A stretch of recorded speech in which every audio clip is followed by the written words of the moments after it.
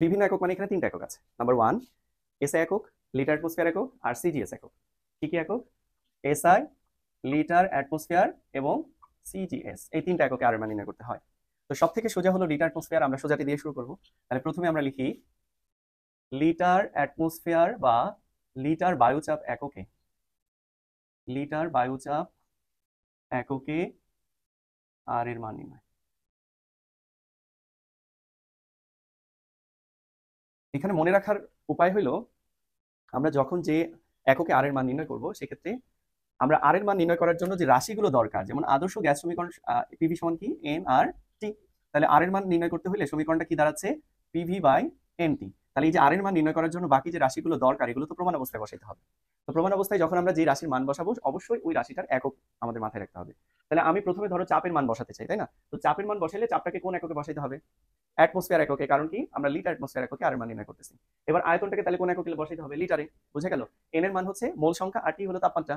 তো আমরা লিটার অ্যাটমসফিয়ারে আর এর মান নির্ণয়ের ক্ষেত্রে আমরা বলবো এক্ষেত্রে চাপ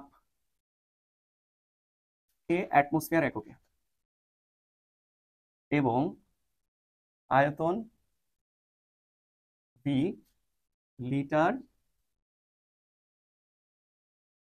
এককে নিতে হয়। ঠিক আছে? তাহলে আমরা চাপকে নিব হচ্ছে অ্যাটমসফিয়ার এককে এবং আয়তনকে নিব লিটার এককে, এবং সেটা কোন অবস্থায়? প্রমাণ অবস্থায়। তাহলে আমরা প্রথমে লিখতেছি চাপ, চাপ পি এর মান কত? প্রমাণ চাপের মান কত? 1 অ্যাটমসফিয়ার, তাই না? তো 1 অ্যাটমসফিয়ারই রাখবো কারণ আমরা লিটার অ্যাটমসফিয়ার এককে আছি। এরপরে হচ্ছে আয়তন, আয়তন বি এর মান কত? তোমার হচ্ছে প্রমাণ আয়তন কত?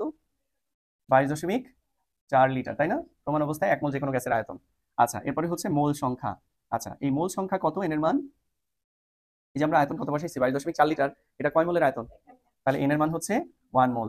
আচ্ছা, আর তাপমাত্রা টি, তাপমাত্রা টিটাকে আমরা কত বসাবো? প্রমাণ তাপমাত্রা কত? 0°C সমান 273 কেলভিন।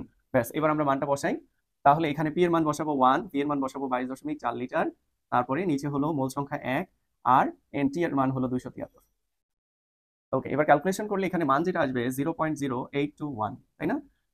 0.0821। এবার দেখো আমরা একটু এককটা বের করে দিই, যেখানে একক কি আসবে। প্রথমে আমরা চাপের একক বসাবো। উপরে চাপের একক কি? অ্যাটমসফিয়ার। আয়তনের একক লিটার। আচ্ছা, মোল সংখ্যার একক হলো মোল আর টি এর একক হলো ক্যালভিন। তাহলে এখানে একক কি দাঁড়াইলো?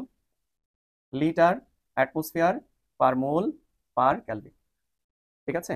তাহলে লিটার অ্যাটমসফিয়ার এককে আর এর মান এটা এবং তার একক হলো এটা।